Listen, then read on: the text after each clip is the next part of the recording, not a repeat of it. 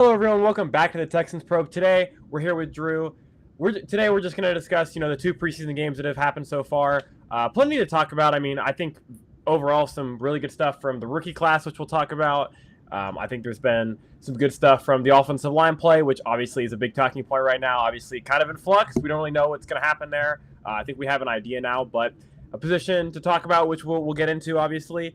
Some good stuff from CJ Stroud, some good stuff from Woody Marks, who obviously we'll talk about. And some questions on the depth end, I'd say. I think some things have gone well for the depth, some things haven't, so we'll talk about that. But Drew, how are you feeling? Doing good. How are you? I'm doing well. We're feeling optimistic about the team. I think it doesn't really matter to me if they played or if they won any of the two preseason games. I think the big talking point that everyone else online saw is we saw how well Jadeveon Clowney played. We saw how well the interior offensive linemen blocked together and all of those good things. They were creating push in the offensive line, and I think that was really helpful. And that's really all you can look for in a preseason game. Obviously, we'll talk about some position battles during the episode today, but I think it's just kind of things are looking good, and really all you can ask for from the guys that are going to contribute this season. Absolutely. They've had a good camp. I mean, offensively, I think it's been pretty good. The first team offense, obviously against mainly backups for the Raiders, but they moved the ball pretty much at will on that drive. Stroud looked good. Stroud had a couple third down conversions to Jared Wayne, one to Foster Moreau. Woody Marks looked really strong. Texans ran behind Trent Brown and Ed Ingram a lot, which I think is going to be your starting right side. And that was impressive. They were able to, bust off some runs. And Kate Stover looked good in the run game. He's actually had a pretty good preseason as a run blocker, which is surprising. We've been very critical of Kate Stover, but he's going to make this team. Even if we thought maybe Brevin would take it, Brevin hasn't really been seen at all. So Kate Stover's your fourth tight end. He's looked good so far. Really, the tight ends have probably been one of the more impressive groups throughout preseason and throughout camp. We're not going to see Dalton Schultz in preseason. Don't really need to see Dalton Schultz in preseason. But Moreau's made plays. Moreau had a really good game against the Raiders. Marlon Klein's looked great. Marlon Klein has looked really, really strong in the pass game and the run game. And then Kate Stover's made plays as well. I mean, it's not like I'm expecting Kate Stover to be much more than a fourth tight end, obviously. He hasn't been great throughout his career, but he looks the best that he's looked in camp, and I think in preseason it showed up. He's had multiple good, good blocks in the run game, and I think for Kate Stover, I mean, good for him. I didn't think he'd make this team. I thought Brevin would be the fourth tight end, but Brevin can't seem to get on the field. So, and Kate Stover's had a real good camp, so he'll be the fourth tight end. Not really a position battle there, but tight ends have been really impressive. Running backs have looked good. Which we'll talk about RB3. That's a potential position battle. I don't know what Jawar Jordan is. I don't know if he's going to get healthy, so maybe it's not really a position battle. But no, Whittington has looked pretty impressive. He's had a good camp and a pretty good preseason. I said, like you said, the biggest talking point, offensive line, the starting group for the offensive line. That's the biggest talking point right now. Obviously, that's very in flux and something that maybe we didn't expect. I'd say I don't think we expected. This is not It's definitely a surprising group, but not one that I'm really upset about. So we'll get into why maybe they made this change and some other things. But overall, I mean, there's much to be happy about. Obviously, Jayden Higgins' injury sucks. That's a real killer of camp. That's the worst news easily that you could have gotten out of camp was an injury to a guy that I think was going to have a really good season for the Texans. Absolutely. Someone that you want to continue to develop by just simply playing. I mean. Sure, injuries happen, but this is one of the probably, you could say, the highest potential players on the entire team that haven't developed because you have younger players like, Woody Marks that has already been productive and you kind of know the traits that you have with him. But Jayden Higgins, he's a 6'4" wide receiver. That's fluid. He gets in and out of breaks well, and he's got speed to test all levels. And there were real flashes of awesome just route running stuff from someone at his size during his rookie season that was incredible.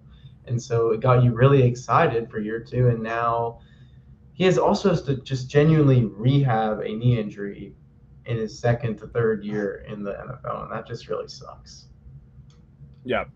Higgins was having a really awesome camp. D'Amico said there was a couple of days where he looked like the best player on the field, and he really isn't lying about that. There was days where he was beating Derek Stingley consistently. There was days where he'd beat, Kamari Lassiter. Like, Higgins looked really, really good. He looked like pretty easily the best receiver with Nico not necessarily playing as much in training camp. So it's a killer injury. You're not going to have one guy replace Jayden Higgins, even if they look to the trade market, that kind of thing. There's just not going to be one singular player that was probably going to replace the production you're going to get from him. We can go into some trade targets that make sense. I still think that's a potential down the line, maybe deadline or cut down day. So we'll get into that.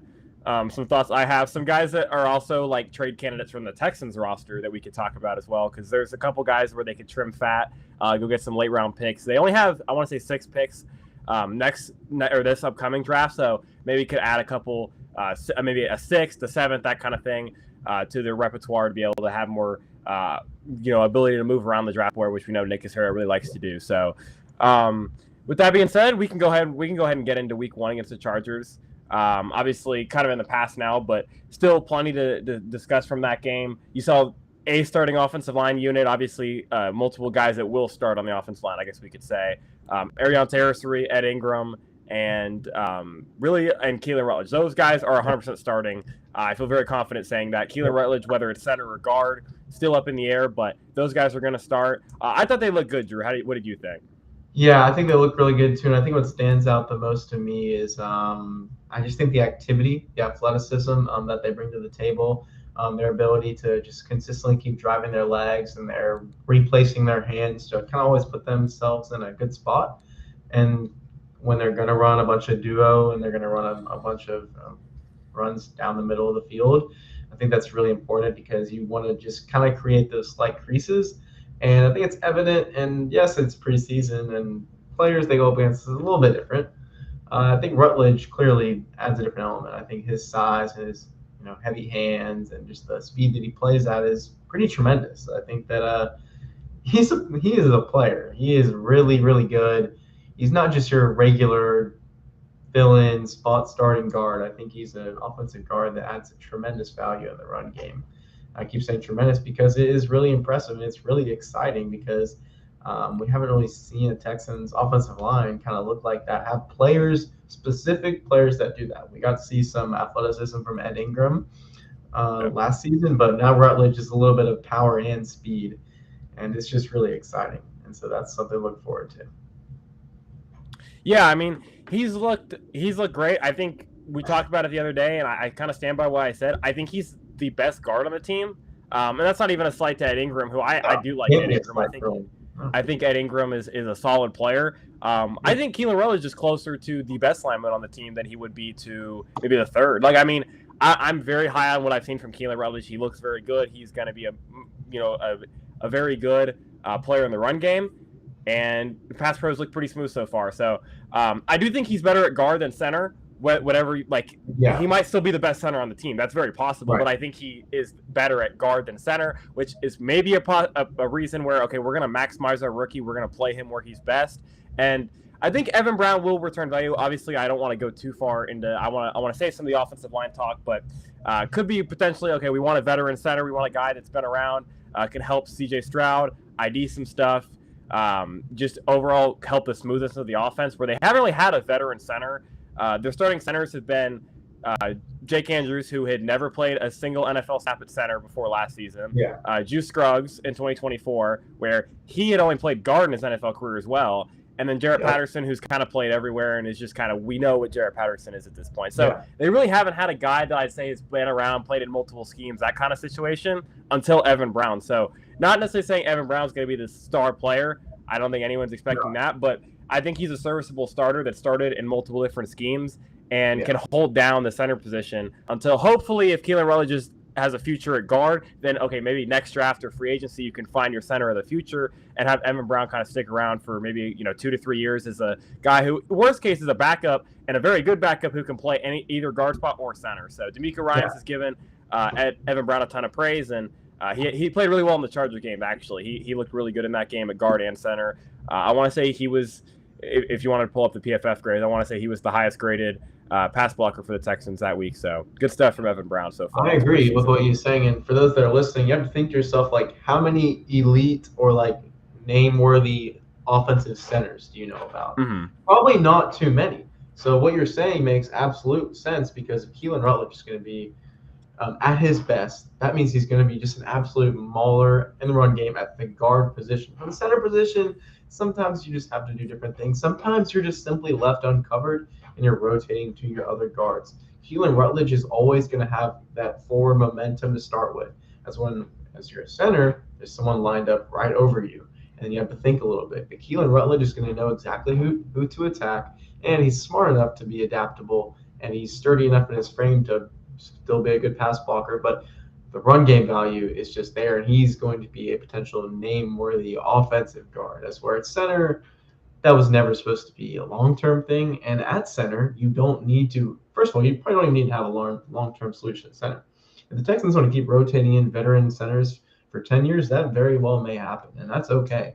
As long as they're able to do their job, and if Evan Brown is just winning the job in camp versus that be Jake Andrews, Jarrett Patterson, or I guess even Keelan Rutledge in this case, you just kind of have to put the person at center that's being the most reliable so that everyone else can just go to work. Absolutely. And I think the main reason, we can just even get into the offensive line talk. I think that's the biggest point.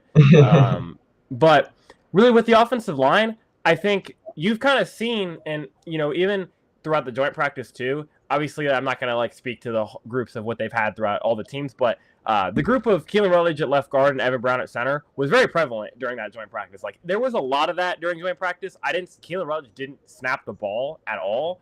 So really, when you think about it, the two biggest, including this Carolina Panthers joint practice that's coming up, the two biggest tests for the offensive line in live action against another team, you started Keelan Rutledge at left guard and Evan Brown at center, for example. There you go. That's not nothing. Exactly. You can say that, okay, maybe they wanted to test out Rutledge, especially with Rutledge when he didn't play center in college. He's new to the position. If you were planning on starting him at center, you're not going to not let him snap the ball for an entire week. That's not something that they would have done. You need to keep repping it. Yeah, exactly. And I don't think anyone is all that close to Evan Brown at center. He's clearly the best center outside of Keelan Rutledge. He's better than Jake Andrews, who's been bad in preseason. He has not put out good tape at all. And Jarrett Patterson, I think they view more as a guard than a center at this point. So not necessarily someone that there's not really a close second for Evan Brown at center outside of Keelan Rutledge. So if Rutledge is going to play left guard, Evan Brown's the center. And then at right tackle is the other kind of competition. It's Trent Brown. I've seen enough.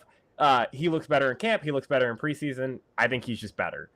Braden Smith, great to have as a backup option. Trent Brown obviously has had his issues staying healthy, so really nice to have Braden Smith as your backup, but Trent Brown is the starter at right tackle. I'm pretty confident to say that. I was confident 2 weeks ago, or whenever we last did our last one, I was pretty confident Trent Brown was the right tackle. I'm still confident Trent Brown is the right tackle, and then other positions you kind of know. So, but really, it's been a good, I'd say, good camp for the offensive line. They look good against the Raiders. They were able to really run the ball against the Raiders in joint practice, and obviously it followed into the game. And the Raiders were not a bad defense last year, so it's not like they were a bottom-tier defense. They were, middle of the pack in most statistics. So, and they really improved on defense. They added multiple linebackers. Exactly. Quay Walker. They added who was the other guy they added? They added another starting linebacker, right? Oh, Nakobe Dean was also another linebacker they added. They added Traden Stukes, who I liked. So they added multiple pieces, and they will be a good defense this year, point blank. Yeah, they're a solid defense, I think. And the Texans were really able to run the ball against them. David Montgomery looked really good in that joint practice. So did Woody Marks. And you saw it kind of follow over into the game. So overall, really good stuff from the starting offensive line. I think that's the group you're going to see week one. I don't think they would go a whole week of trial and error and see it, and it perform well. If it looked really bad in the game against backups, then they would probably reconsider. But D'Amico was very complimentary of the guys that went out there and started, and I've seen nothing. He's really been complimentary of Evan Brown when he's spoken about him. Obviously, everyone loves Keelan Rutledge, and then the other spots I think are kind of settled. So I think that's your starting five, and I'm not too upset about that. I mean, I think they looked really good in that game. We can even go through some tape of that game.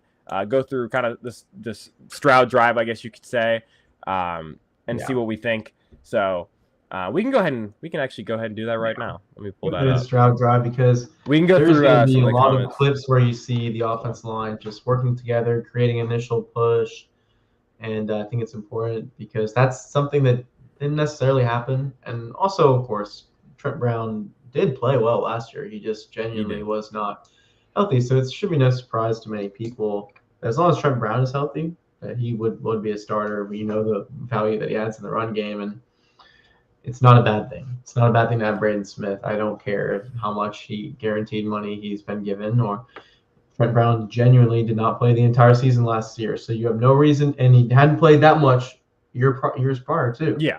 Remember that. So it's a great thing. It's great. More teams should invest in having a really good swing tackle, like really, really. Yeah, good. I mean, no concern. And really, the thing you could say for the offensive line depth, and are Braden Smith and Wyatt Teller probably going to be overpaid from the production that they get? Yes, but the reality of the situation is they've had too many guys start games over the last couple of years that are just not guys that ever should start games. Exactly. So if you have the money and you have the ability to go do it, why not? Yeah. Why not just go out and go agree. sign guys that? And it's not like, to me, Wyatt Teller at any point in camp looked bad. Like, I didn't think Wyatt Teller was bad. That's important to note too. If People Wyatt might Teller think had that to he's start getting games, benched per se, but he really is just genuinely there, and they believe in Rutledge and Ingram. So it's good that Teller is still being himself, frankly. Yeah, and I don't think Teller is the Teller of 3 years ago. Sure, but I do think that if Teller had to start games for this team, it wouldn't be a disaster. And, at one point, one of your guards is going to get hurt, or Evan Brown gets hurt, and then you're like, okay, Keelan Rutledge is your center now, so then Wyatt Teller's your guard. So yeah. I say throughout camp I've been more disappointed with Braden Smith. I don't think Braden Smith has looked great. He's had good moments. I thought he was actually pretty good in the Raiders game. I thought he looked good in that game. Yeah. But Trent Brown is clearly the better player to me throughout what I've seen from camp. But Teller, I didn't think Teller until he didn't have a good game against the Raiders. That was not a good game for him. He gave up the sack to Thomas Booker. It wasn't a good look for him during this game. But I'm not too down on Wyatt Teller as an overall player. I haven't seen anything to suggest that he's a bad player at this point in his career. Is he overpaid? Sure, but you go look at the numbers, and I wrote about this before free agency because I thought this was going to happen. Teams that spend a lot of money on interior offensive line, especially, it usually doesn't go well. If you have good interior offensive linemen, they usually don't hit free agency. So the guys that are going into free agency usually get overpaid, and they're not worth the contracts. That is almost how it always goes. And obviously Ed Ingram, I have it drafted. I'm gonna put it out later, but from the article, 4 of the 5 starters for the Texans are guys that they either re-signed or drafted. Guys that are been in your building are usually the guys that you know the best and guys that you can rely on, like Ed Ingram, Trent Brown, and your 2 draft picks. And the other guy is a guy that they paid almost nothing for in Evan Brown. Won the job. Yeah, it's really hard to evaluate offensive linemen that aren't in your room, because even if you think that they're good and they've had good seasons in the past, usually the team that lets them go probably knows more about them than you do, because at the end of the day, they're not going to let good linemen hit free agency. Good linemen very rarely hit free agency, and if they do, you see them like Tyler Linderbaum, where they get probably $10 million more than they should. So that's kind of the situation. It's really hard to hit in free agency on interior offensive linemen, which is another reason why the Keelan Rutledge pick is looking to be so crucial, because they finally have seemingly hit on an interior offensive lineman, and hopefully Wee-Woo can also be a productive player. So, they've done a good job with that so far. Yes.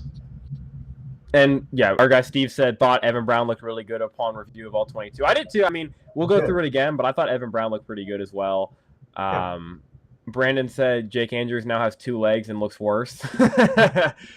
Unfortunately. Yeah, and he said Braden, Teller, and Rutledge are combined cheaper than the Titans paid Skoranek. So,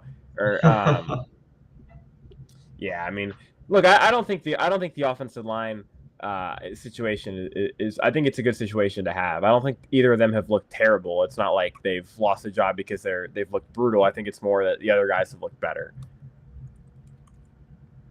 All right, good. Let's go. That's what competition does. Absolutely. And Evan Brown's been a guy. Evan Brown almost always wins a starting job where he goes. He never really sits on the bench for very long. So, I'm pulling up the all-22 here, but he pretty much always wins a starting job, and he's had good seasons. Obviously, it's been kind of up and down for him, but he's looked pretty good at some times for sure in the NFL. So it's not like he's been a terrible player his whole career. Yeah. All right, so I got the view pulled up.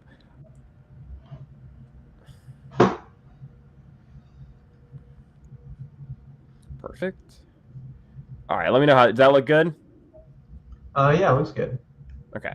All right, wait. Let me see how the thing is set up. Okay, we're in the corner. That works. I just wanted to see. Yeah. Okay.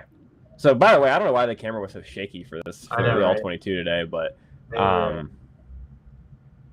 right, and immediately you can see that push that we were talking about with Trent Brown and Ed Ingram. I understand that it's definitely an undersized defensive tackle in there, but that is who I can't tell what number it is. 60, might be, yeah, 68. 68. So you get Yeah. So not really familiar with who Trevin May is, but we can look at Evan Brown a little bit here in Rutledge and see what they're able to do. Back, yeah. Because that is the little preseason aspect there. Reading here. There. But I really like the control with Evan Brown with his hands there. I think the frame didn't really get adjusted by the interior defensive lineman. Obviously, this is not a physically imposing player. This is just someone that, like you said, wins the starting job somewhere, often uses his hands well, has a wide base, so he's able to keep him inside of him. Yep. And that's probably what Kaylee's going to want his center to always kind of do in the run game. They're probably not going to run much wide zone where they have to really kick guys out, move much. So stuff like this is really all you would ask for, and then we'll watch Rutledge kind of just help a little bit. And that's what I like about Rutledge is he's pretty active. Yeah, it was a good job getting a piece of the linebacker as well coming off, but he's very efficient, and he always does it with some power. Yeah, and I mean, this is a reminder, like that's Thomas Booker who beats Wyatt Teller pretty clean later in the game for an easy sack. So, good job from Evan Brown as well. But yeah, I mean, the right side is really the focus here. They really ran behind the right side most of the game. Yeah. And I mean, it was pretty easy yards. And I'm sure they will love this season. Yeah. Oh yeah, for sure. And also good kick out from Cade Stover too. Like I said, this is pretty good job from him. He's done a nice job at preseason. You gotta give him some props. Compared to the run blocking he's put on tape the last 2 seasons. Definitely looks better. Also, a lot of 12 personnel and under center, which we'll talk about, which is probably the way they're going to try to replace Keelan Rutledge, or not Keelan Rutledge, Jayden Higgins. Yeah. This was disappointing from Hutchinson.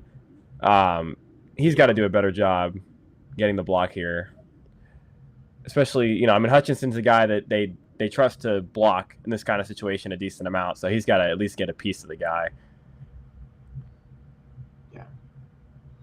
But I would say Evan Brown definitely did his job there. You really see the hands playing a factor. Like the way he gets them in there with such leverage and strength through the entire rep is pretty impressive. And then Rutledge definitely does his job. But like you said, not really much you can do when there's a missed block by someone else. Yeah, Hutchinson missed the block here. Also, this was a pretty overall the offensive line did a pretty good job here. This was just, like you said, not much you could do with when Hutchinson misses this kind of block. And then, of course, I don't love the matchup of just Foster Moreau being on a defensive lineman. That is an absolutely isolated situation for a tight on an edge. Not really. Marlon Klein had another play later where he was matched up against a defensive tackle and did a really good job, which I don't know if I can find it, but I will look for it later. Because it stood out to me on tape. I posted a clip where he blocked a stretch really well, but he had another good game. Now he's in here, so we can see a little bit of what he does. But there you go. With Trent Brown, it's very sudden. It's very sudden power that he brings to the table, and it just kind of opens it up a lot. Mm-hmm. Obviously, it doesn't really matter when you're running zone per se, but there is space. And Ed Ingram just cleared out whoever the other guy was. Absolutely. Evan Brown does a pretty good job here as well. Yeah. And that was excellent by Ed Ingram. That is a teach tape rep. He finishes into the dirt. The foot speed is just incredible. The foot speed and the length that he has is just awesome for an offensive Yeah, throw. I mean, I think the thing with Ed Ingram is obviously I think people are disappointed that he's maybe not better in the pass protection game, but he's just so impactful in the run game that they're probably never gonna even consider moving on or benching him. just because he's just so impactful in the run game. If their run game is even halfway decent, I guarantee you Ed Ingram. It doesn't matter if he gives up 2 sacks against Jeffrey Simmons. I don't think it matters. I think they're going to continue to start him. Yeah. And I like what Rutledge does there, just kind of, it really just kind of baiting him, but he also kind of still gets his head in there, so that's always good to see. Like, doesn't really matter. That run, we want it to go to that side, but I'm still going to get my helmet into you. Yep. And this is kind of a staple of the Texans, especially late in the season on like 3rd and 1s, where they actually last season would do this kind of run out of an extra lineman. They go 6-0 line, but in this situation they go 13 personnel with 3 tight ends, and they were able to dash a hole. So that's good to see. That's 2 reps in a row, or I guess maybe not 2, but Ed Ingram still showing what he's capable of. Yep.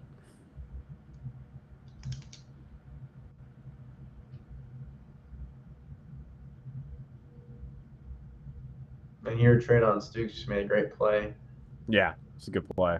In coverage. If Stroud holds this ball a little bit longer, you could float this ball to Marlon Klein. Like, he actually has some room to the sideline, but I'm sure Stroud probably doesn't want to take a hit in a preseason game like that. So you just dump it off, see if Hutchinson can make a play. But probably something that if you're Nick Caley, you kind of tuck away and, okay, maybe we have something here. Especially because Klein just moves so well in space. Right. He simply won that himself. Like, there was a couple plays later in this game, which we'll highlight Klein because I do want to talk about him.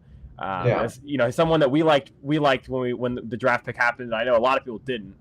So I do want to highlight him. But there was even a couple other plays where you see where, okay, maybe we're running a little play action. He kind of gets into the flats, and Klein just moves really well.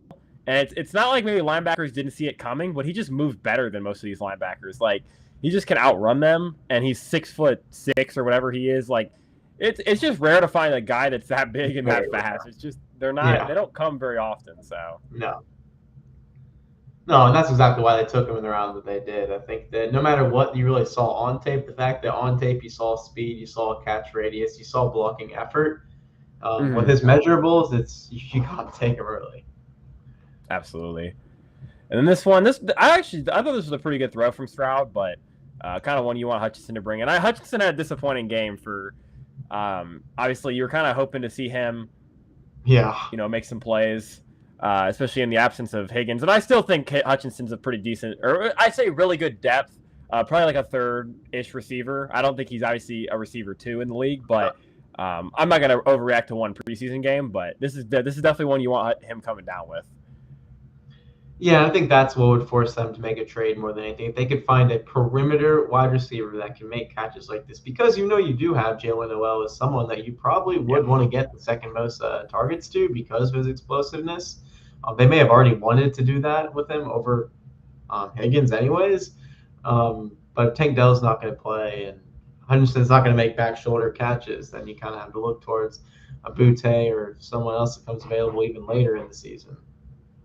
Yeah, I mean, overall, I've been pretty positive about Hutchinson. I think he's had a pretty solid camp. I think you kind of know what Hutchinson is. I think he's just become a little bit better version of himself, like every season, which is good. Exactly. I mean, he's developed well. You thought that this was like a better version of him than you had seen last season when you went to camp. Yeah, I think he's had a good camp. I think he's consistently just improved. And I think he was someone that they were probably going to play in the slot a little bit if Higgins would have stayed healthy. And now he's probably forced out to be more of the Z, which, obviously I don't think it's ideal. I don't think you want Hutchinson getting all the Higgins targets that he was going to get. And I think that's probably why you're going to see maybe Noel gets a little bit more involved, obviously. I think maybe you see, Jared Wayne, Lewis Bond get some targets mixed in there as well. But I think really the biggest difference is, okay, I think they're just going to try to feature the tight ends a little bit more. Like Schultz is going to be second on the team in targets if I had to guess. Especially because I think Noel might take a little bit to get into the action with, no training camp, that kind of stuff. He's healthy now, which is great. But just, he hasn't really been participating a ton. So I would say Schultz is probably the guy that finishes second on the team in targets. And then after that, Noel Hutchinson can kind of be third, fourth. And then also the backs probably get more targets. I think Woody Marks probably gets a decent amount more targets. Montgomery gets thrown the ball a little bit more. Just because you're going to have to try to find ways to replace the Higgins production. Yeah, and the good news is, like you're saying, these are all good names. And Marlon Klein as well is again still a very high upside player that they can just run 12 personnel and use all of that space, and he's got the burners. So it's exciting. Yep. Here, Jared Wayne with a nice play. I mean, Jared Wayne, I think he's had a couple issues. His issues have stemmed from trying to get off the line, trying to get hands-off coverage, which is something he hasn't played much. Like, he's been out there, in training camps with third, second team. He just hasn't gotten a ton of opportunities, and that makes sense for a guy. He's not, totally refined yet, but I think he's a pretty impressive route runner. I'll put it on the sideline view. Yeah. So I'm actually excited about the combination of like the size and the fluidity. If he feels like an intermediate to deep target of a guy, like you said, he just has not played, but he moves really well as well for someone his size. So, 100%. I mean, he's had a very good camp, and he's someone that has made plays. That's a big receiver. That is a Nico Collins-esque, getting in and out of breaks well for a taller guy. This is really good. We can go back to the previous one because there was something with him where he got separation, but it's kind of what I'm talking about where, you kind of want to get out of your break a little bit quicker. Not something, just kind of something to note if you're Wayne and kind of improve on. But so Wayne's right up here. Here, I'll go back to the full view. But Wayne's right here. So when he runs this dig, he kind of gets caught up with hands on. Some extra footwork added in there. That's for sure. Yeah. So just kind of something to work on. Obviously, like I said, he's not the most refined player just because he hasn't gotten many opportunities. But like I said, he's had a good camp. He's had good moments against the Texans, starting defense. So that's always good to see. He's beat Stingley a couple times in team. Like he's overall had a good camp, and he's going to be important. Like whether or not you want him to be important, he's going to be important. Obviously, I don't think the Texans really were planning on him being a really important piece of the receiver room, but I think he's going to be important. So, that's okay. You got to see him go out and hopefully make some plays, and he's done it in camp, and he's made a couple plays in preseason. So, but that route right there is pretty awesome. You got the tempo, but he's not athletically limited to where he can't really explode. He can absolutely explode out of his breaks, and just for someone to be so upright, and I think that's really cool.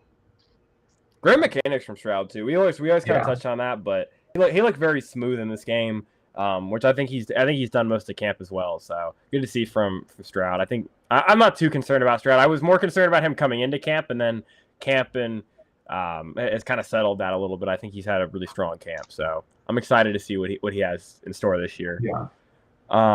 But yeah, I mean this is a good job from Wayne. And he's, like I said, he'll be important. So he's gonna have to make some plays at some points in games for sure. I would like to see routes like that from him a couple times a game. Just opposite of Nico Collins, I think that I don't think Hutchinson can even pull that off, frankly. Just a little check down to Woody. I mean, this is the kind of stuff you got to get Woody marks the ball. So I do like the idea of getting him the ball here. That's a really good rep from Evan Brown. His hands were pretty much latched on for a good 4 seconds, I want to say. Yep. And this is also someone that you could note from the receiver room. I don't expect him to make the 53, but Josh Kelly has had a pretty good camp. He was also someone that got credit from Nico Collins, CJ Stroud earlier this week. So I would say definitely keep an eye on him. He might get practice squad elevation, that kind of stuff early in the season with the injuries. So Kelly's kind of a bigger receiver. He's not very quick. I think his 40 time was pretty bad. But he's a bigger guy, and he's made some plays in camp. So I would keep an eye on him as someone that maybe could get some opportunities early in the season as well. I think the receiver position's probably one where you wait and you kind of see how it looks, and then at the deadline you reassess. Kind of something. Really, Seattle kind of did the same thing last season. If you go look at their receiver room going into the season, it was pretty much JSN and Torrey Horton, who was a rookie, and Cooper Kupp, who was kind of an aging vet, that kind of thing. So they get Shaheed at the deadline, and that kind of changed the receiver room. So same kind of thing could happen here. Or cut down day is also an option as well. Kayshon Boutte is someone that I know they've at least called about, but I think the value was just not there. So maybe closer to cut down day. And we'll kind of get into some guys that maybe could also be trade options for the Texans later. There are a couple names that I like as guys that could get dealt. And I had an idea earlier that I thought was interesting, but we'll kind of talk about that in a little bit. Intrigued. But really, Ed Ingram kind of gets beat here again. Ed Ingram's not great in pass protection. We kind of know that. Let's see. He has some issues in pass pro. His I don't really love what the hands were doing there. He was just kind of fighting, and it was not really ever really balanced from top to bottom. You can see his knees are just kind of wobbling instead of really flexing and getting into position. So, yep. But I will say that to me, that's something I don't understand why that would happen for someone that's been in the league for that long. It's a little strange. Yeah, he has some bad reps in pass pro for sure. Yeah.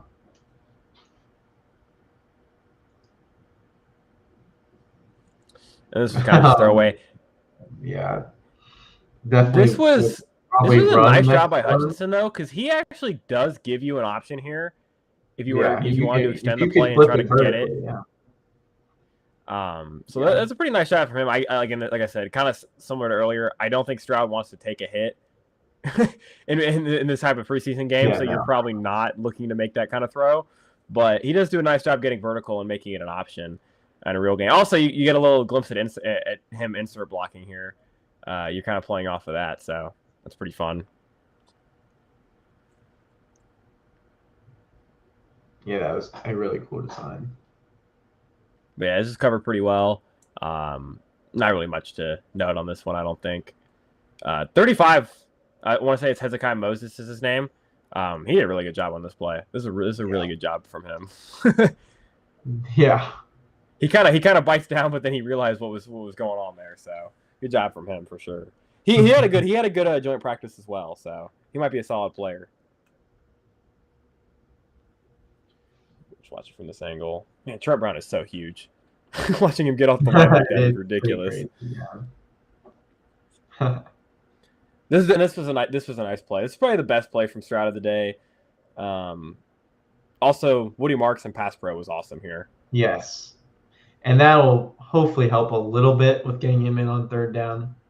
So he's been he's been out there on third downs a decent amount during camp. So he seems like the third down back if I had to guess. Yeah. Well, I think last year's issue being gone it helps too. So for sure. All right. And also Trent Brown's just absolutely I don't know if you're considering that a hold, but that guy is not moving. I think Trent Brown might just be that strong. It appears that he really doesn't have to. Trent Brown doesn't really have to move by much thanks to his frame, and so he's just kind of able to stifle guys like that. But I see what you mean about it looking like a hold. I don't think that it really is. Yeah, I don't think it was, but it is funny. Like when you watch the play, it's like, oh well, he looks like he's holding, but I don't think he is. He shuffle, gets his hands on, and the other guy just tries to get back out there, but it's a little late. Yeah, good stuff from here. You kind of have like a bunch type look on the end. Well, and then emotions. Yeah, maybe emotions. I like the motion to check the zone coverage. But yeah, that was pretty cool. And like the zip, like those on the run. He also had 84. If 84 would get a little more comfortable in the zone there to be an option, but he just kind of slow played it too much and he had pressure. Yep. Space was definitely there. So good spacing concept when you get to check it with the motion. And CJ definitely looked confident there. And then here's your touchdown run. Highlighted by Lewis Bond blocking downfield here. Yeah. Pretty awesome to see from Bond, who really, what's funny is Bond had some issues blocking, I thought, in the Chargers game. And then he'd also been, the special teams drills had not been good for Bond throughout camp. So it's pretty awesome to see him making that kind of block downfield. And I know it got highlighted by D'Amico during his presser, so pretty awesome to see from Bond, who is obviously he's going to be more important in this this room as well. Yeah, and I think the important thing of this at the start is the leverage that Trent Brown gets, probably in the way Woody starts the run, easily holds 55 from staying inside.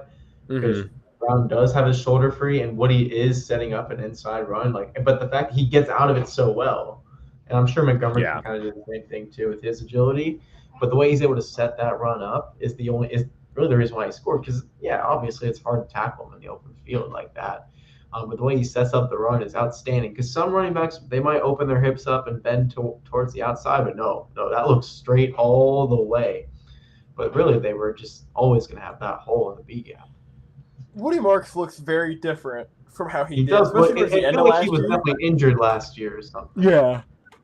I thought early in the season Woody Marks kind of looked like this kind of back, but then as the season progressed and he got more of a workload, he looked, I feel like less he was a little explosive last year. Yeah, but I knew in college very, very good. USC, like I said in camp, I think he's like better than David Montgomery. So, and that's not even a slight at Montgomery, who I think's been pretty good. I just think Marks looks way better than I expected coming into the season. I didn't expect Marks to really get as many carries as I think he's actually going to get. He's going to get a lot, I think. Yeah. And I think he's going to get a lot of overall touches because I think he's going to get a decent amount of targets as well. Yeah. Some good stuff from the offensive line. I mean, nothing really to note outside of the one loss from what's his name. Yeah, there was not really a mistake made by the offensive line there. As we saw, there was that one play where Hutchinson missed a block, but they ran the scheme like you should, but they also gave additional push. So it's intriguing. Yep. Now, obviously, we noted it did not appear that the Raiders had a starting caliber player in. So that's what the Texans did. If I remember. Yeah, so here you go. So, I mean, you have – it actually might be the same guy. Yeah, it is Trevor May. You get Marlon Klein on a 3rd and 1 matched up with Trevor May. Yeah. The line of scrimmage. And he does a pretty good job. I mean, he does about what you'd ask for from your tight end blocking a defensive tackle. Yeah. Or I guess he's playing at – yeah, well, no, they're just going 5-1. I mean, he's playing a shade inside too. And, yeah. Now, of course, different kind of caliber player. But yeah, I still like what he's able to do against someone just that pure size. I'm sure May is at least 275, 280. And, for sure. Klein is able to control him at the line of scrimmage. And you're not asking for kickouts necessarily from offensive or tight ends. So I'll take it. And this one was one that I posted where, this is – Klein kind of works really well in space. Obviously, it kind of makes sense. He's a big dude, but he's quick. I mean, this is a really good job from him. There's surge, and then there's progression, and that's awesome. Also, Kelly doing something good there. Yep. Good rep from Braden Smith as well. Because he ends up driving that guy into the ground. Yeah. He looks ready. He will be able to fill in when called upon, and that's good. Yep. I agree. I'm trying to think if there's anything else we want to talk about. Kai Kroger's look great. If we want to, I mean, I came on here last time and talking about how bad the punting looked. Kroger's been real good. Like since maybe we all motivated him by telling him we needed a new punter because, I mean, the last one of the day was probably his best punt. Really, something that the Texans have talked about all throughout training camp was we got to get better at punting. Between the 40s, I guess you could say, right? Exactly. Where it's either plus territory or right around it. And he dropped this one in perfectly. Yeah, I mean, the hang time there is quite elite. Very smooth routine. I really like that. And he had another good one. I think he could place it with backspin is just outstanding. This was a good punt as well. He booted this one.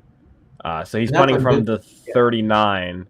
That's a very important spot. That's where you really want to see if you can flip it. You want to see if you can get to even the 10, but you probably skies it to the 12, which is important too with the new kickoff rule.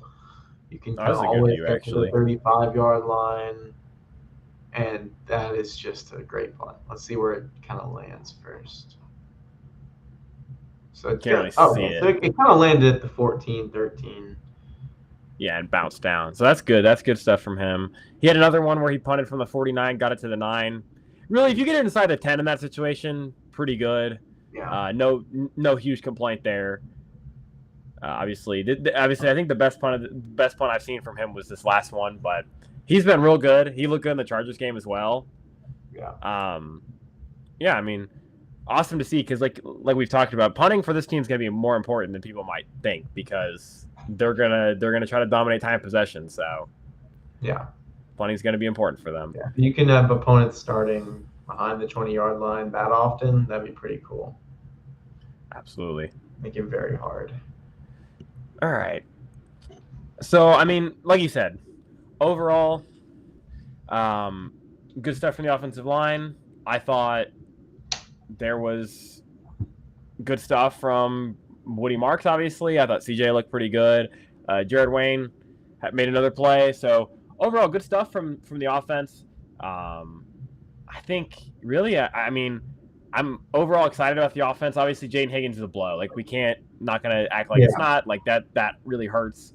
But overall, I'm very excited to see what the offense brings, and I think it's going to be much better. I think really the run game was the biggest hold back, and really has been the biggest thing that's held the Texans back for a while. They haven't had an efficient run game, so if they can run the ball, it makes everyone's life easier, and I think they should be able to run the ball at least better than they have. Yeah, exactly. Like we talked about, I like the scheme. I think it fits everyone that they have on there. Definitely, like especially with the way they're built at tackle, they're never going to be a wide zone team because they really have a tackle. It's kind of obvious. Ursery's never going to have much range to him. Trent Brown, even as a pass protector, you can kind of tell he doesn't have much range to him. He just kind of uses the frame that he has.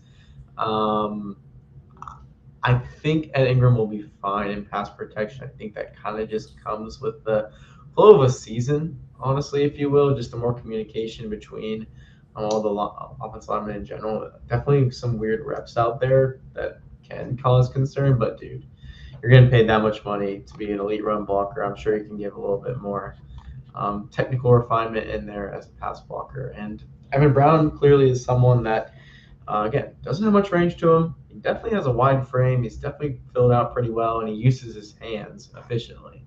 And that's exactly why he's starting. I really feel like that the usage of hands is something you didn't necessarily get as like firmly with Jarrett Patterson or with Jake Andrews. I think Jake Andrews kind of was a little bit unrefined as a player. So Evan Brown starting at center makes a lot of sense. Yep. Evan Brown, I think like I said, he's looked good in the preseason. I think he's looked good in camp. I think D'Amico really likes him. Cole Popovich at the end of the day. And I got to say, you got to give credit to the Texans offensive line room, the coaches, and the offensive staff because they do not care about the money that people are making. No, that they do is not care. something that a lot of teams care about. They're going to start guys because they're making a lot of money. The Texans do not. They don't care. Last year they started Cam Robinson for one game. They traded him. This year, Braden Smith and Wyatt Teller are probably backups. So they don't care about the money that they spend on positions, and that's good. That is a good thing. They should not force guys out there that are worse because they're making more money. That is not something you want from your organization. So I'm very glad that they're not doing that. I would also argue that only really matters if you left a hole at another position. So, like, obviously they weren't going to go sign a receiver because they had developmental wide receivers. They had only need on the defensive area was they wanted maybe a better safety, but they also just kind of wanted a safety like Blankenship. And then they're never going to pay for a defensive tackle, so they're just going to draft one that fits the scheme perfectly and, frankly, could turn out to be a dominant player. So they just this offseason genuinely had the money to do that, and they were going to leave no doubt about it. Now, sure, things might be different in 2 or 3 years, but it seems like the roster building philosophy that they have will probably always be the same because of their coordinators. Because of D'Amico Ryans and where he's able to help develop players. And so, like, things that you said and that you talked about the offensive line absolutely makes sense to what they're doing now, and they will try their best, I can imagine, to have a similar philosophy in the future. Yeah, I mean, like you said, the offensive line overall, it's been good. Like, and I know we got Brandon in here. He's been kind of talking throughout stuff. So Ingram has a lot of mobility in the run game, which he brings up, which is true. I mean, Ingram's able to get out in space and he moves well for a guy that moves better than pretty much every guard they've had in the last decade. Isn't named Keelan Rutledge, right? Yeah. So Ingram, very impactful in the run game. And I like Ed Ingram. I mean, Ed Ingram's going to have these lapses and going to have these moments where you watch him in pass protection. It's like, what the hell is he doing? But overall, I think Ed Ingram is a productive player, and I think he was good for them last season. So, let's see, did Stover improve because of the new tight end coach, or maybe face more competition in camp? I don't know. I mean, I do think I feel like he was kind of handed a tight end 2 role last season, if you will. I mean, obviously the Brevin injury sucked. I think Brevin looked good the year prior. Stover just kind of having to be the tight end 2 didn't really help him very much. And Schultz isn't really complimentary, or he's complimentary, but he's not the same player as Stover whatsoever. They can't be the same player because of the way they're built. And so Stover is being forced into this role that just didn't really suit him. Now, of course, just literally having another offseason, getting stronger in your body in certain areas to be a better blocker could also have helped as well. So just literally the flow of an NFL career for Stover. Probably. Absolutely. I mean, it's like you said, Stover last year kind of got forced into this role and really wasn't ideal for him, I don't think. And obviously, I think he'll play less this year. He's probably the 4th tight end on the depth chart, and that's fine. But I think he's going to play a little bit and should have some opportunities to make plays. And I do think the tight end coach probably has some impact. I know Ferentz has gotten a lot of praise from a lot of different guys, and the tight end room looks much better than it has in the past. So definitely excited for that room. Moreau's looked good in the blocking game. Moreau made a couple catches as well. So overall, I don't see any reason not to be excited about the tight end room and where they're headed from top to bottom. Exactly.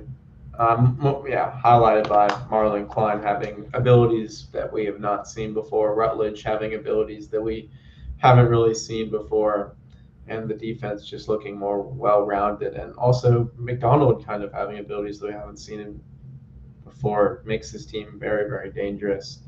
Of course, not really. I mean, the first 4 weeks, what we do record-wise may not even matter. It's really more so just about what they can do later in the season. Just keeping it real. And obviously depends on CJ Stroud, too. So everything else gives you great confidence. Yeah, I mean, overall, very positive, I'd say, from the tight end room. And tight end and running back are probably the most improved rooms, I think, in my opinion, from where they were last year. I think those are probably the 2 that look the best compared to where they were at last year. That's how I feel about the group right now. That, I guess, the offensive line's also in there. I think the offensive line's a decent amount better, but tight end and running back have really stood out as, okay, these groups are a lot better than they were. Yes, there's no doubt. All right. Final thing we'll talk about, because we were kind of discussing this, position battles that we believe are still open. So I can kind of go through the list of things that I think are still up there in the air.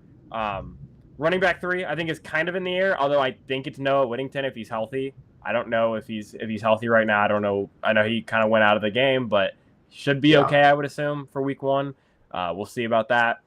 CB4 is the one that's still open, I think. Colin Wright seemed like the favorite, but now he's hurt, so I don't know what the situation is there. Tremont Smith is still there, who really has had a pretty rough camp, probably getting cut if I had to guess.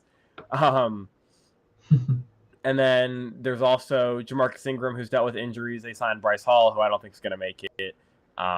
Colin Wright, to me, is a favorite there, but still isn't someone that I would say for sure just because, okay, we don't really know if he's healthy.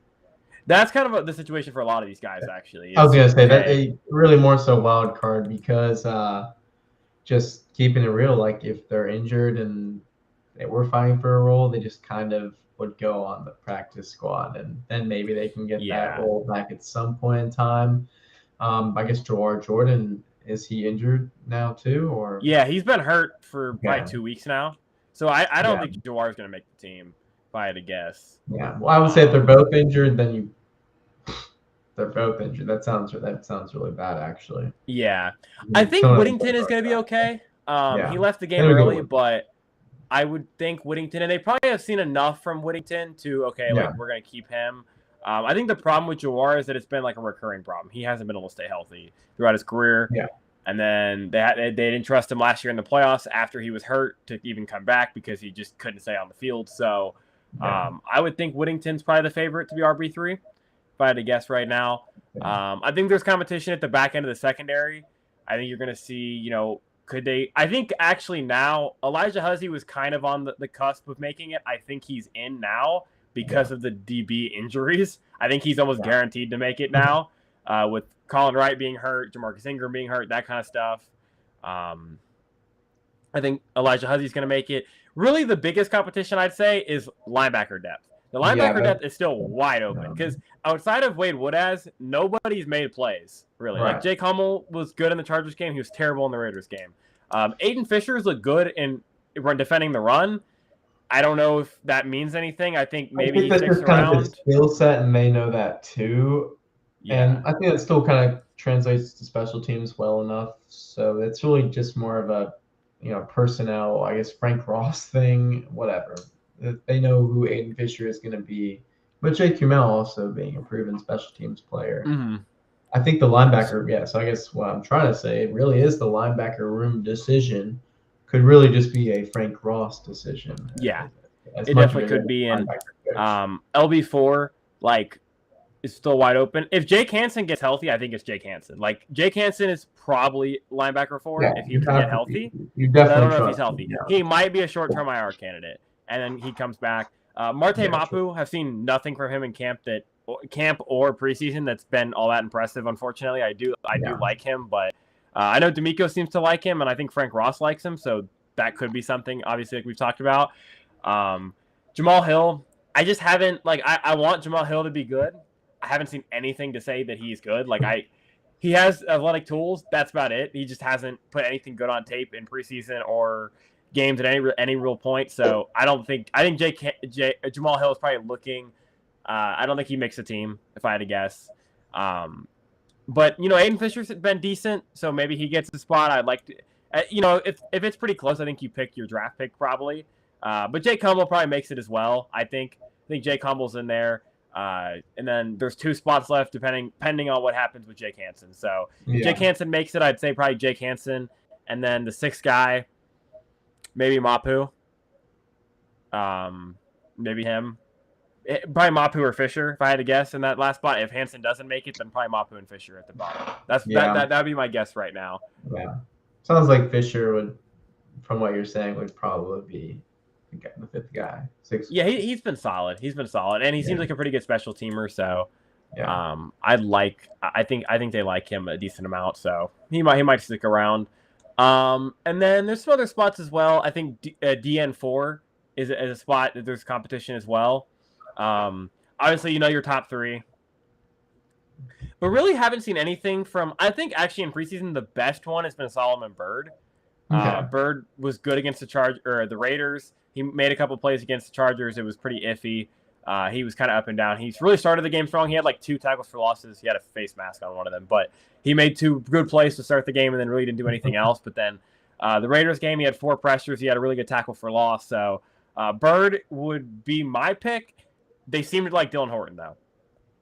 I don't know. I haven't seen Dylan Horton do anything at any point in his career, but they always seem to keep him on the roster. So we'll see if Dylan Horton. I think this is the year of Solomon Byrd. I think he just kind of has. I hope so. Dominique Robinson was pretty good against the Chargers, and then has been hurt. So maybe IR stash candidate. Not sure what's going on there. Also, could be a position where you look to trade one of these guys if a team that needs some pass rush depth would want Dylan Horton or want Dominique Robinson. You could get a day 3 pick for them. Could be an option as well. Bird's put out good tape, so if they cut Byrd, I think someone will pick him up. So Byrd could be a trade candidate if they decide they don't want to keep him as well.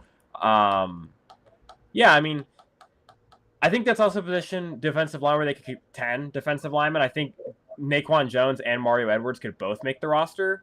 So something to keep an eye on as well. If it's one of those 2, it's Mario Edwards. Mario Edwards makes it over Naquan Jones. I'm very confident about that now. So we'll see what happens there. Some other positions as well. If they keep 10 offensive linemen, that's competition. I don't expect them to keep 10 offensive linemen, but I think they keep 9, which also then leaves Jake Andrews and Jarrett Patterson as potential trade candidates if they wanted to trade them. So that could be interesting. Chargers are an option for that. They lack interior offensive line depth really bad now. Yeah. I was kind of thinking about this earlier and kind of looking at the Chargers depth. I wonder what it would take to get Keandre Lambert-Smith. And if they would do like a 1-for-1 swap of, Andrews for Lambert-Smith, just because I think Lambert-Smith does kind of he's had some flashes of being good in the NFL. He's made some plays. He's still young. I kind of wonder if maybe that would be an option is, okay, we replace Justin Watson with a younger guy that maybe has some upside to replace. He's a bigger guy too, so physical guy at the catch point. So I wonder if that would be an option, if that was something they would look into, but we'll see.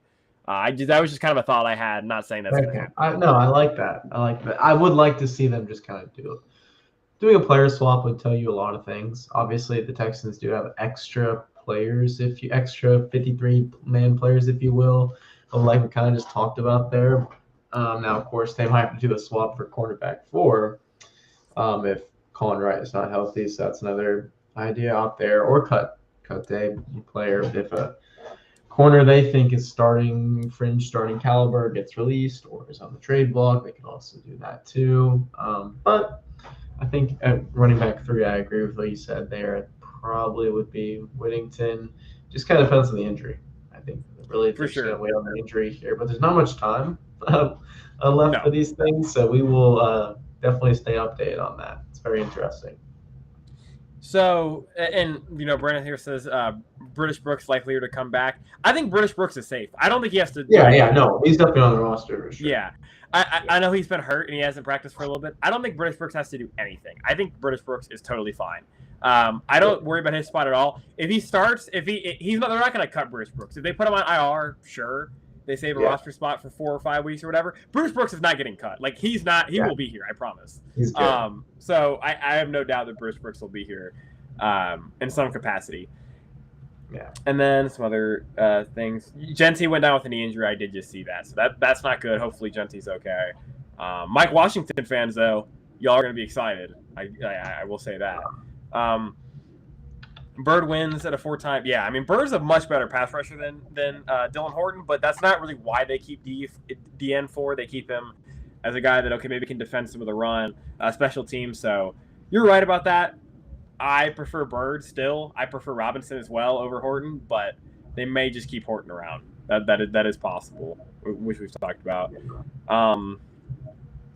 Other position battles. Or, I mean, I'd say guys that are going to get cut that you probably should keep a note of as guys that they may keep around. The 2 receivers that they signed the other day, Sterling Shepard, Zay Jones, who we didn't really talk about. I don't really care to talk about them. They're kind of boring. I don't think they're going to make the team. Maybe one of them makes it over Justin Watson. Sterling Shepard is more interesting to me than Zay Jones at this point. I think Shepard is still a decent depth guy. So maybe Shepard can bring something. But overall, I don't really care about those guys. They're not going to bring much, I don't think.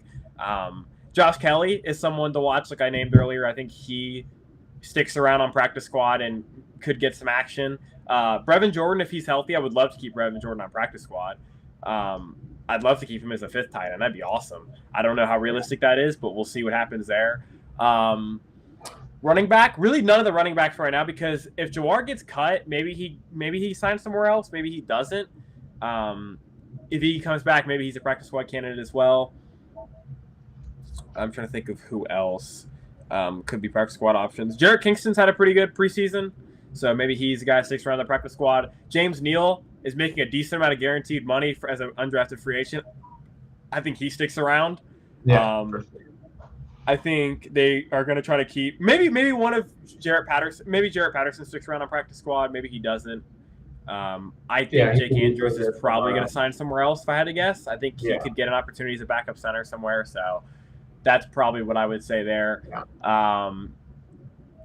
Kind of rambling off. I'm trying to go through all the tight end, all the rooms and everything. D-end, Dominique Bailey is someone they might keep around. He's had a decent camp. I think I would try to keep Keontae Hamilton around as well. He's made some plays at some point, so I'd try to keep him on practice squad maybe. When it comes to veteran practice squad guys, like I said, the receivers that they signed are candidates for that. I'd say they also have worked out a lot of like backup running backs because they've just lost a lot of depth at running back to injury, so they could also keep one of those guys. Owen Wright is on the team right now. Maybe he sticks around as a depth practice squad guy. Colin Wright, if he doesn't make the team, is absolutely going to be on practice squad. Or IR, one of those two. I think Colin Wright would have made the team if he would have stayed healthy, and he still might. So we'll see what happens there. Safety. Brandon Codrington is probably going to be a practice squad guy. Probably your third string nickel, but Namiko seems to really like him. He's a good special teamer, so I'd watch for him to stick around. If no one claims Jamal Hill, some of these backup linebackers will probably keep them around as well. Definitely. So definitely some good options there. I mean, the team has a decent amount of depth. It doesn't look like it when the third stringers come out there because they're bad, but really the first two strings of your roster look pretty good. So I think overall, I mean, definitely a lot to be excited about, and the cut down should be fun. We can just kind of end it with, going through the 53 and kind of seeing what we think, kind of what we were talking about, but putting it into a sheet here. Yeah. So here, obviously, we had Jayden Higgins making it last time. He's not going to make it. So you got Jalen Knoll. Yeah. This. I would assume this is your 6. Maybe. Or well, I kind of messed this one up, but maybe Justin Watson gets cut. It's possible. Maybe Sterling Shepard makes it over Justin Watson. That's definitely possible. But that would be quite a surprise, or I don't know, not even unethical, but just like, guys been on the team before. You're just bringing in Sterling Shepard, Justin Watson, give you special teams elements, and so definitely something to look out for there.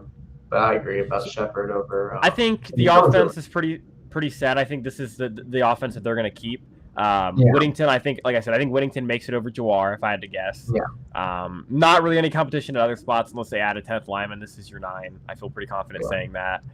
And then what Brandon's saying, Fabechi he's a pass blocker only that could essentially give you a lot as a spot starter. Never going to be able to develop much in the run game, just kind of how stiff and big his frame is. But yes, absolutely expected to be a 10-year NFL player that can pass block. And so that's why, like I said, I don't know if it was. I don't remember if it was with you or if it was when I did my stream with Stressens and Nico, but my kind of comparison was I think they're trying to get another Jarrett Patterson that's under contract for another 4 years. Fabechi can start games. He's a good pass blocker, but probably never going to bring much in the run game. That's pretty much what he is, and that's fine. So I think the offense is pretty much set. Now, Dylan Horton, obviously, might not make it. Are we going to say Solomon Byrd makes it? We'll go on a limb here. I like Solomon Byrd. I think he's made plays. I'll go Solomon Byrd. 5 defensive tackles. Is Woodaz going to be able to come back for the regular season? He should be. I mean, I think would just wear a cast if he had to. Okay. Yeah. I think Woodaz will be fine. And I think Woodaz has shown enough to where they would just keep him on roster either way. I think worst case he's out week 1 and then he's back week 2 or 3. So I think these 4 are going to make it. Hummel will probably make it. But really, I would change the depth guys. So, you would just change it to Hansen. It seems like Hansen seems to be healthier than he was. Yeah.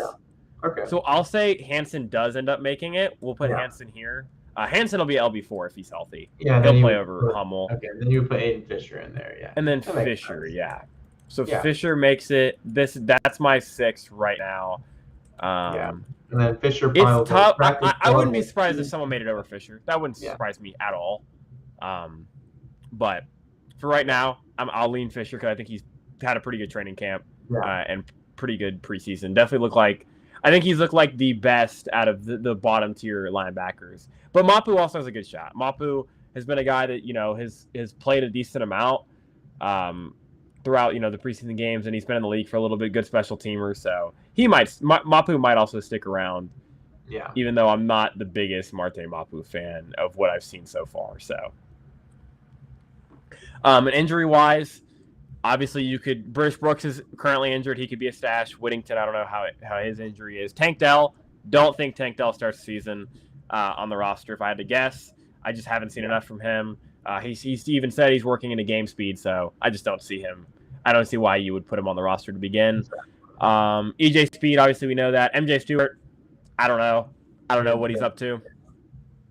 Also may not matter because just those 4 guys you could go with and be totally but I do think they would probably like to keep him around. Let me go back. I think they'd like to keep MJ Stewart around, and keep him on IR. Maybe if one of those safeties gets hurt. Jalen Reed's looked great in preseason. I think Jalen Reed's good, so he has to start games. You're not mad at that at all. And Kamar Ramsey, obviously he's been hurt, but he looked good in the one preseason game he played. So this could obviously change with some guys that are injured because, like I said, Kamar Ramsey's hurt. Don't know how serious it is. I would assume it's not anything crazy. Colin Wright, I don't know when he'll be back. So there obviously could be movement on this roster, but for right now, I'd keep Colin Wright just because I don't think the injury is too bad, and I think he showed enough in camp to say, okay, he's the 4th corner. And I mean, this looks pretty good overall. Let me see how many guys this is. I don't know if this is actually 53 or if I maybe we did proper substitutions and it's 53. Yep. 6, 4, 2. Yeah. Okay, I think we do have too many. Let's see. Maybe I miscounted. I might have accidentally added something up wrong. Let's see. 4, 9. So we have 25 offensive guys. 4, 5, 6.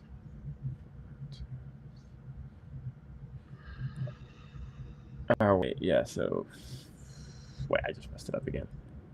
4, 5, 6. 4, 2, 4. Okay, so 25. Yeah, so yeah, that is right. I must have miscounted. So yeah, that is 53. I think this feels about right.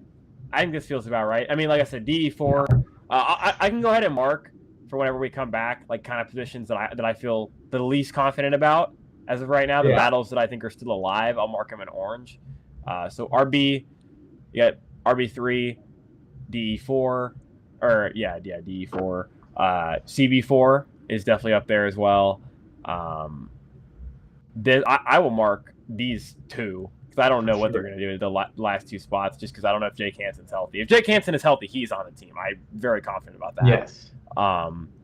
But past that, I'm not necessarily sure. And special teams, I thought maybe they'd bring in a new punter. Kai Kroger has done enough. I think they're going to keep him around. He's done a good job.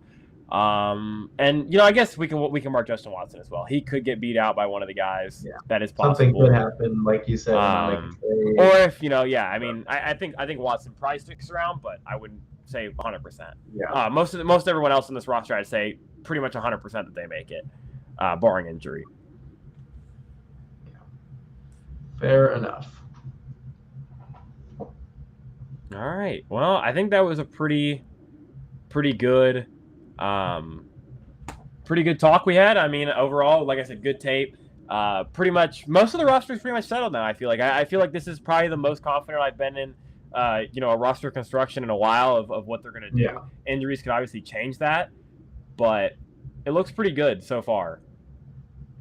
I agree.